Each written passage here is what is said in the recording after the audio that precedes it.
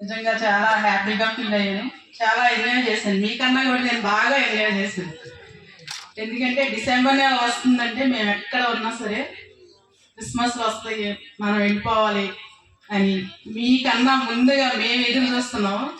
ఎందుకంటే మీరందరూ మా మీద చూపించే ఈ ఆదరాభిమానాలు నిజంగా ఆ యేసుక్రీస్తు మాకు కలిగించాడు. దీనికి అందరికీ నేను థ్యాంక్స్ చెప్పుకుంటున్నాను. అలాగే పిల్లలు మాత్రం చాలా బాగా డ్యాన్స్ చేశారు. ఈ పిల్లలందరికీ తర్ఫీదు ఇచ్చిన హర్షితకి నేను ప్రత్యేకంగా అభినందన తెలియజేస్తున్నానమ్మా. సారీ, కానీ ఈ సంవత్సరం ఎందుకో చాలా గ్రాండ్గా జరిగిందని నాకు అనిపిస్తుంది.